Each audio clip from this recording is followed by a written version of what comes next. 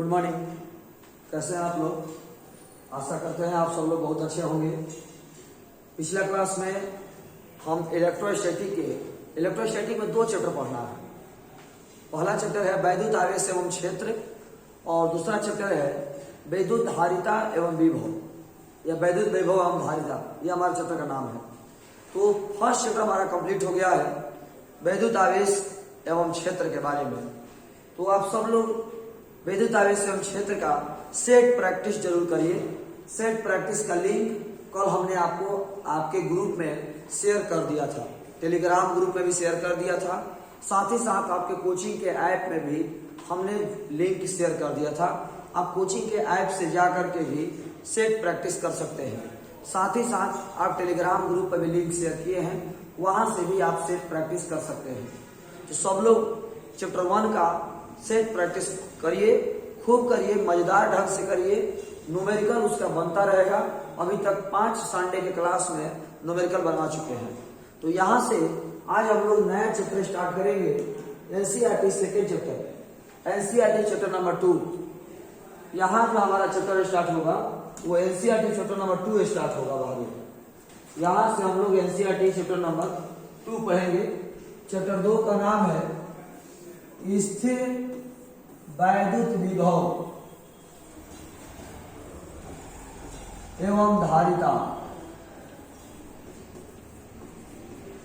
स्थिर वैद्युत विभव एवं धारिता, electro static potential and capacitance. आप सब लोग सवाल नहीं पूछते हैं, ये एक बहुत ही गलत आदत है।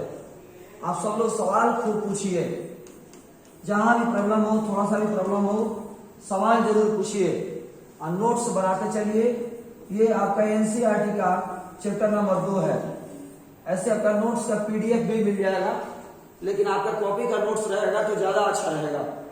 पीडीएफ तो आपको मिलेगा ही मिलेगा, लेकिन आपका एक कॉपी का नोट्स भी होना चाहिए। तो सवाल आप लोग नहीं पूछ रहे हैं, ये बहुत ही गलत बात है। आपको सवाल पूछना चाहिए, दिल खोल कर सवाल पूछना चाहिए, और हम चाहेंगे कि आप लोग सवाल हमेशा पूछते रहें। तो सेकेंड चैप्टर का नाम है स्थिर वैद्युत विभव एवं धारिता। फर्स्ट चैप्टर जो था हमारा वो था आवेश एवं क्षेत्र। फर्स्ट चैप्टर जो था हमारा वो था आवेश एवं क्षेत्र। ये हमारा है विभव एवं धारिता। यानी इस पूरे चैप्टर में हम विभव के बारे में और धारिता के बारे में पढ़ने वाले हैं। फर्स्ट चैप्टर में हम लोग आवेश के बारे में और विद्युत तीव्रता के बारे में पढ़ रहे थे। पूरा चैप्टर में विद्युत आवेश और तीव्रता के बारे में पढ़ रहे थे, लेकिन यहां से हम लोग पढ़ेंगे विभव एवं धारिता के बारे में। पहला हमारा टॉपिक है विभव, पोटेंशियल। विभव पोटेंशियल, किसी बिंदु पर विभव को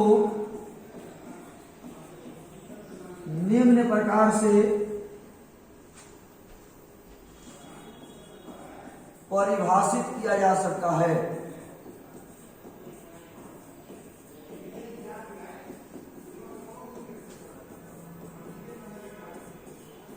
किसी बिंदु पर विभव को निम्न प्रकार से परिभाषित किया जा सकता है। किसी बिंदु पर आप विभव को निम्न प्रकार से परिभाषित कर सकते हैं। पहला है कैसे परिभाषा, तो एकांक धन आवेश को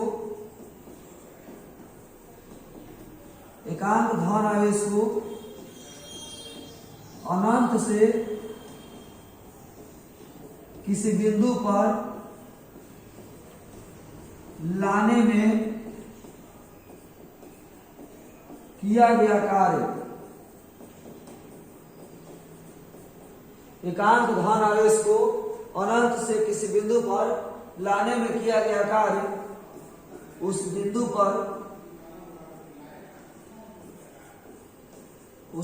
पर विभव कहलाता है। एकांक धन आवेश को अनंत से किसी बिंदु पर लाने में किया गया कार्य उस बिंदु पर विभव कहलाता है। एकांक धन आवेश को अनंत से किसी बिंदु पर लाने में किया गया कार्य उस बिंदु पर विभव कहलाता है। इसे भी द्वारा सूचित किया जाता है। इसे भी द्वारा सूचित किया जाता है। भान माने गाड़ी। एकांक धन आवेश को अनंत से किसी बिंदु पर लाने में किया गया कार्य उस बिंदु पर विभव कहलाता है। इसे भी द्वारा सूचित किया जाता है। एकांक धन आवेश को दिया हुआ है। एकांक धन आवेश को अनंत से किसी बिंदु पर लाने में किया गया कार्य। आपको पता होगा जिस राशि के पहले एक लग जाए, इकाई लग जाए, एकांक लग जाए, उसको बाटा में रखते हैं। जिस राशि के पहले एक लग जाए, इकाई लग जाए, एकांक लग जाए, प्रति लग जाए, उसको बाटा में रखते हैं। तो एकांक धन आवेश को आवेश आ गया बाटा में, लाने में किया गया कार्य हो गया ऊपर, क्या कहलाता है? विभव कहलाता है।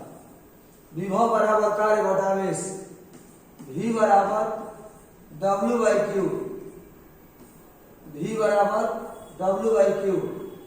विभव बराबर कार्य बटा आवेश, V बराबर W/Q। कार्य एक अदिश राशि है। इस वजह सूत्र समझ में आया सब लोगों को।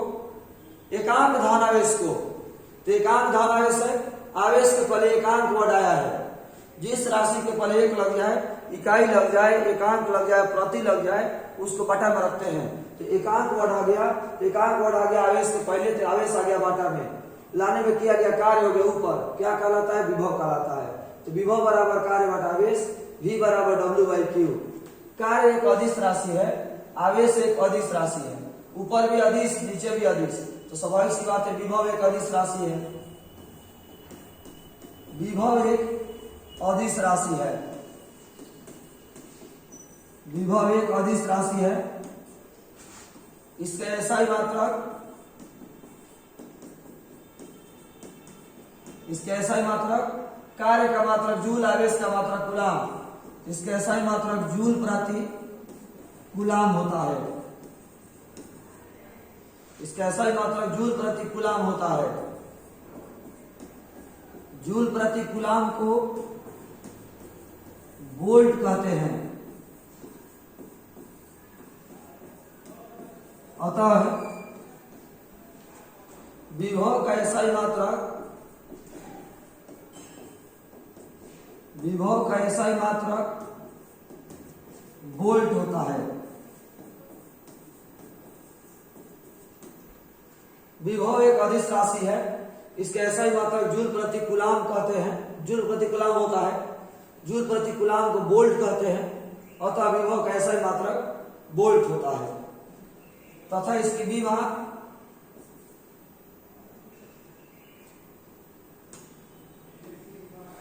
तथा इसकी विभव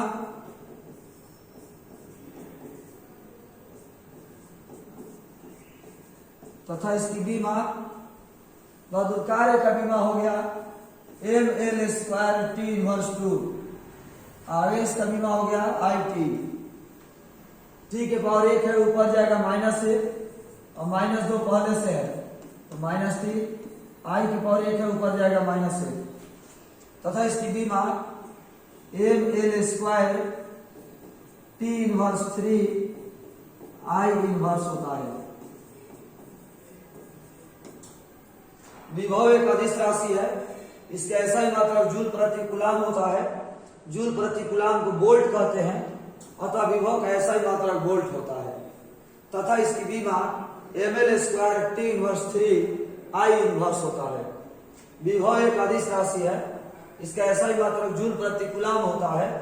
जूल प्रति कूलाम को वोल्ट कहते हैं। अतः विभव का SI मात्रक वोल्ट होता है।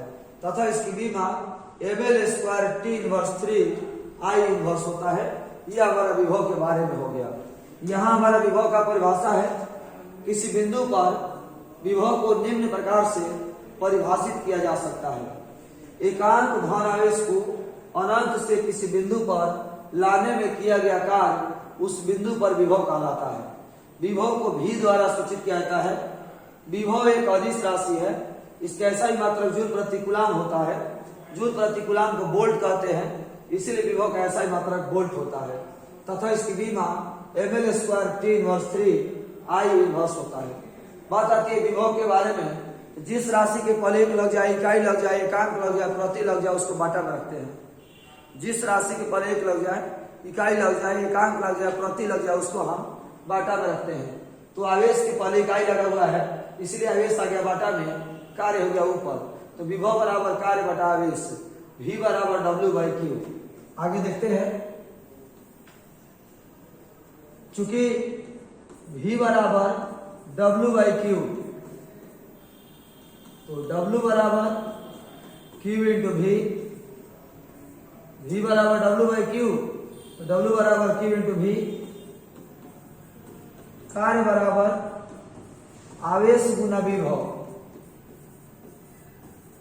कार्य बराबर आवेश गुना विभव। सवाल है कि ये वाला कार्य का सूत्र का इस्तेमाल कहां होगा? जो आप ये सूत्र देख रहे हैं, इस सूत्र का इस्तेमाल कहां होगा? तो समीकरण 1, बिंदु आवेश को चलाने में, समीकरण 1 बिंदु आवेश को चलाने में किया गया कार्य का समीकरण है। बिंदु आवेश को चलाने में किया गया कार्य का समीकरण है। समीकरण 1 जो आप देख रहे हैं, बिंदु आवेश को चलाने में किया गया कार्य का सूत्र है।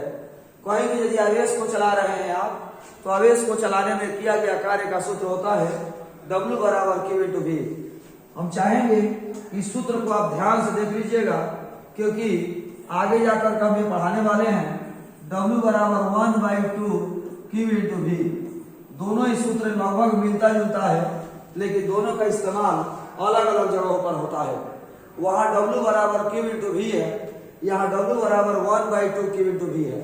तो इसका इस्तेमाल अलग होगा और इसका इस्तेमाल अलग होगा। इसलिए दोनों सूत्र को ध्यान से देखिएगा कि ये सूत्र का इस्तेमाल कहाँ होगा। तो बिंदु आवेश को चलाने में किया गया कार्य का समीकरण है W बराबर Q into V।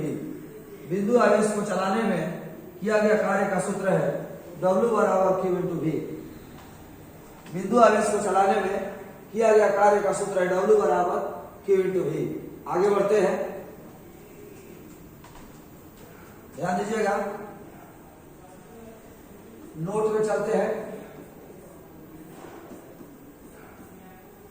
Note number 1। अच्छा, इसमें एक वर्ड आया था कि अनंत से आवेश को चलाने में किया गया कार्य। कहां से? अनंत से। आवेश को कहां से लेकर के आ रहे थे? तो अनंत से।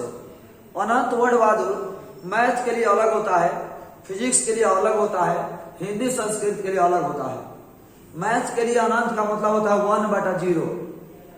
मैथ के लिए अनंत का मतलब होता है 1/0। हिंदी और संस्कृत के लिए अनंत का मतलब होता है जिसका अंत ना हो। और फिजिक्स के लिए अनंत का मतलब होता है सीमा के बाहर, क्षेत्र के बाहर, पहुंच के बाहर, रेंज के बाहर। यदि मेरी हाइट 5 फीट 8 इंच है और बहाली जो आया है वो 5 फीट 9 इंच पर आया है, तो मेरी सिलेक्शन नहीं होगा, क्योंकि मेरे लिए हाइट क्या है? अनंत है। यदि मेरे पास 100 रुपया है और कोई सामान मिल रहा है 101 रुपया में, तो मेरे लिए उस सामान की जो कीमत है वो अनंत है। हम वहां नहीं पहुंच सकते, क्योंकि वो मेरी सीमा के बाहर है। अनंत का मतलब होता है सीमा के बाहर, पहुंच के बाहर, रेंज के बाहर, क्षेत्र के बाहर। तो बहादुर, क्षेत्र के बाहर यदि कोई है, जैसे मान लीजिए ये हमारा क्षेत्र है, तो क्षेत्र के बाहर है तो कोई आपको रोकने टोकने वाला नहीं है। जब आप क्षेत्र के बाहर चले गए हैं तो कोई भी आपको रोकने टोकने वाला नहीं है। कहीं भी जाइए, कहीं भी आइए, कोई आपको नहीं ना रोकेगा ना कोई टोकेगा। क्षेत्र के बाहर में कहीं भी आप जाइए, कहीं भी आइए, ना कोई आपको रोकेगा ना ही कोई आपको टोकेगा। यानी क्षेत्र के बाहर आवेश को चलाने में कोई भी कार्य करने की जरूरत नहीं है, वो अपने आप आपको चलने लगेगा। क्षेत्र के बाहर आवेश को चलाना है तो कोई भी कार्य करने की जरूरत नहीं है, वो अपने आप आवेश चलेगा और कोई कार्य करने की जरूरत नहीं होगी। तो मेरे लिखवाने वाले हैं तो अनंत वर्ग, अनंत में आवेश को चलाने में, अनंत में आवेश को चलाने में किया गया कार्य शून्य होता है।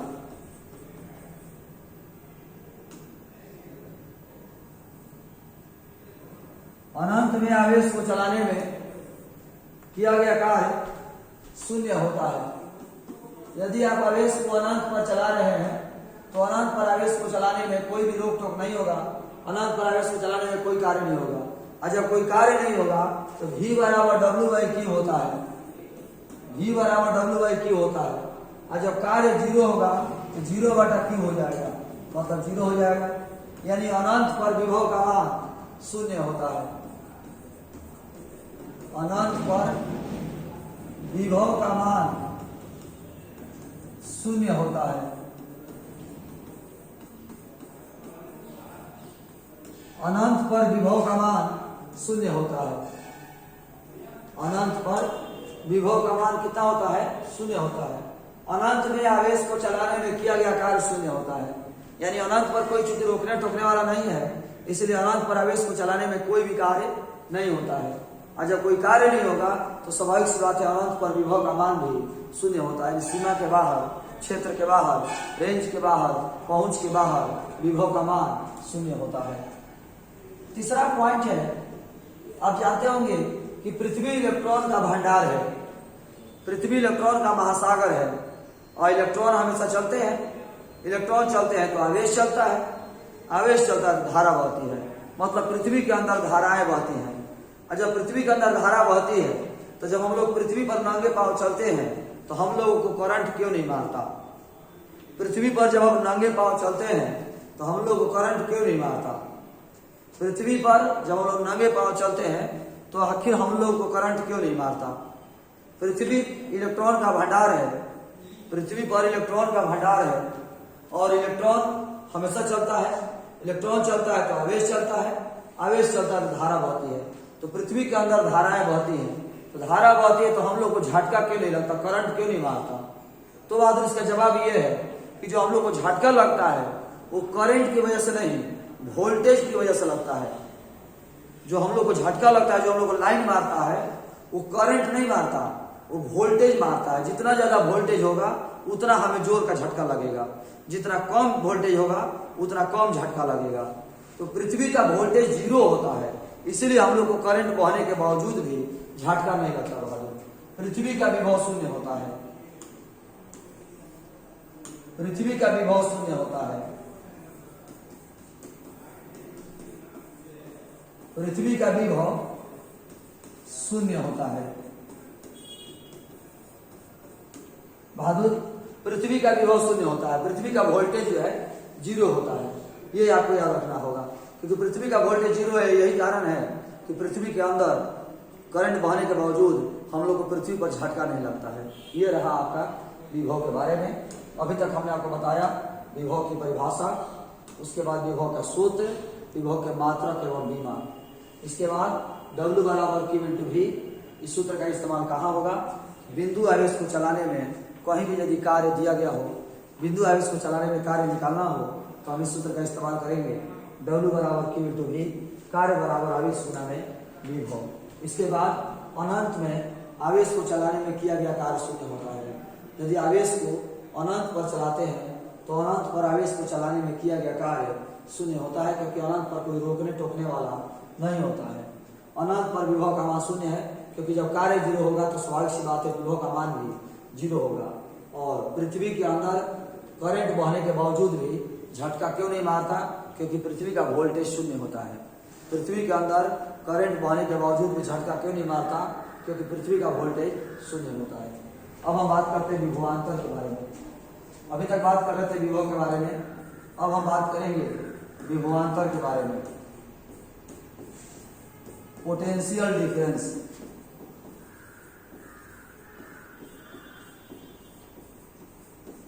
पोटेंशियल डिफरेंस, विभवांतर के बारे में बात करेंगे हम लोग।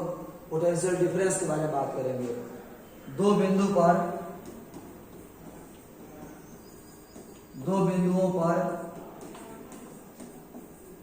विभवों के अंतर को,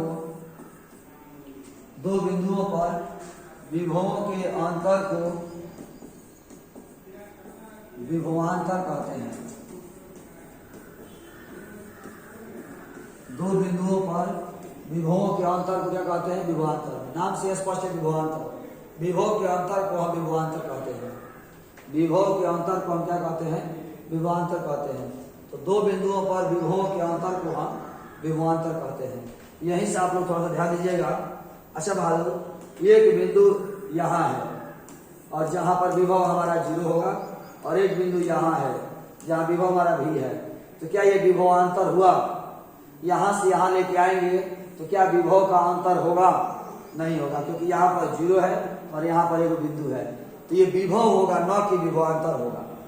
यहाँ पर विभव है ही नहीं और यहाँ पर विभव है, तो v माइनस 0 करेंगे तो v तो मिलेगा। तो ये विभव हुआ, न कि विभवांतर हुआ। लेकिन यदि ये क्षेत्र है और एक बिंदु यहाँ है और एक बिंदु यहाँ है, तो यहाँ पर भी विभव होगा, यहाँ पर भी विभव होगा, और तब यहाँ से यहाँ लेके आइएगा तो विभवांतर जरूर होगा। यानी दो बिंदुओं पर विभवों के अंतर को विभवांतर कहते हैं। तो दोनों बिंदु कहाँ रहेगा? क्षेत्र के अंदर रहेगा। क्षेत्र के बाहर रहेगा तो क्षेत्र के बाहर विभव का मान 0 होता है। क्षेत्र के बाहर विभव का मान 0 होता है। इसलिए दोनों बिंदु जब भी होगा क्षेत्र के अंदर होगा। देखिएगा, अतः है क्षेत्र के अंदर, क्षेत्र के अंदर, क्षेत्र के अंदर इकाई आवेश को, क्षेत्र के अंदर इकाई आवेश को एक बिंदु से दूसरे बिंदु तक ले जाने में, क्षेत्र के अंदर इकाई आवेश को एक बिंदु से दूसरे बिंदु तक ले जाने में किया गया कार्य, किया गया कार्य विभवांतर कहलाता है। क्षेत्र के अंदर इकाई आवेश को, क्षेत्र के अंदर इकाई आवेश को एक बिंदु से दूसरे बिंदु तक ले जाने में किया गया कार्य विभवांतर कहलाता है। क्षेत्र के अंदर, यही वर्ड इसमें मेन मायने रखता है। क्षेत्र के अंदर विभव वाला में आवेश को कहां से लेके आए थे? अनंत से लेके आए थे। विभव वाला में आवेश को अनंत से लेकर के आए थे, और विभवांतर वाला में क्षेत्र के अंदर लेकर के आए। क्षेत्र के अंदर इकाई आवेश को एक बिंदु से दूसरे बिंदु तक ले जाने में किया गया कार्य विभवांतर कहलाता है। क्षेत्र के अंदर जो दोनों बिंदु होगा वो क्षेत्र के अंदर होगा। दोनों जो बिंदु होगा वो क्षेत्र के अंदर होगा। तो यह हमारा एक बिंदु हो गया ए, जहां विभव भी है। एक बिंदु हो गया बी, जहां विभव भी है। इसलिए विभवांतर बराबर कार्य बटा आवेश। फिर वही वाला सूत्र, क्योंकि जिस राशि के पहले एक लग जाए, इकाई लग जाए, एकांक लग जाए, प्रति लग जाए, उसको हम बाटा में रखते हैं। जिस राशि के पहले एक लग जाए, इकाई लग जाए, एकांक लग जाए, प्रति लग जाए, उसको हम बाटा में रखते हैं। तो इकाई आवेश को, तो इकाई आवेश आ गया बाटा में, लाने में किया गया कार्य, कार्य हो गया ऊपर, क्या कहलाता है? विभवांतर कहलाता है। तो VA माइनस VB बराबर W/Q। VA माइनस VB बराबर W/Q। यानी विभवांतर का भी सूत्र वही होगा, विभव का भी सूत्र यही होगा। बस अंतर यह है कि विभव में अनंत से लेकर के आए थे और विभवांतर में क्षेत्र के अंदर में लेकर के आए हैं। बस इतना ही का अंतर है। विभवांतर का ऐसा ही मात्रक, विभवांतर का ऐसा ही मात्रक वोल्ट एवं बीमा, विभवांतर का ऐसा ही मात्रक वोल्ट एवं बीमा mL² T⁻³ I⁻³ होता है। मतलब जो पहले था वही वाला यहां भी हुआ। ये आपको ध्यान देना है। विभव और विभवांतर में बस इतना ही का अंतर है कि विभव में अनंत से आवेश को लेकर के आते हैं और विभवांतर में क्षेत्र के अंदर में ही दोनों बिंदु रहेगा। अनंत पर विभव का मान 0 होता है, अनंत पर आवेश को चलाने में किया गया कार्य भी 0 होता है। अनंत पर आवेश को चलाने में किया गया कार्य 0 होता है और अनंत पर विभव का मान भी 0 होता है। अब पृथ्वी का वोल्टेज 0 है, इसलिए पृथ्वी पर झटका नहीं लगता। तो आज के इस क्लास में हमने आपको बताया चैप्टर का नाम नया चैप्टर है, ये एनसीईआरटी चैप्टर नंबर 2, जिसमें पढ़ना है हम लोग को विभव और धारिता के बारे में। तो अभी हम विभव स्टार्ट किए थे, विभव का परिभाषा बताया, विभव का सूत्र, मात्रक विमा, इसके बाद ये W बराबर Q इंटू विभवतिकांक का सूत्र है, बिंदु आवेश को चलाने में किया गया कार्य का सूत्र है ये। इसके बाद अनंत पर आवेश को चलाने में किया गया कार्य शून्य होता है, अनंत पर विभव का मान शून्य होता है और पृथ्वी का विभव शून्य होता है। विभवांतर मतलब विभवों का अंतर, मतलब दो बिंदु पर विभव के अंतर, और दोनों बिंदु कहाँ होगा, क्षेत्र के अंदर ही होगा। तो विभव और विभवांतर में कोई अंतर नहीं है, बस विभव क्षेत्र के अनंत से लेकर के आते हैं और विभवांतर में दोनों बिंदु क्षेत्र के अंदर में होता है। आज के इस क्लास में इतना ही रन देंगे, आज के इस क्लास में इतना ही। धन्यवाद। जय हिंद बहादुर।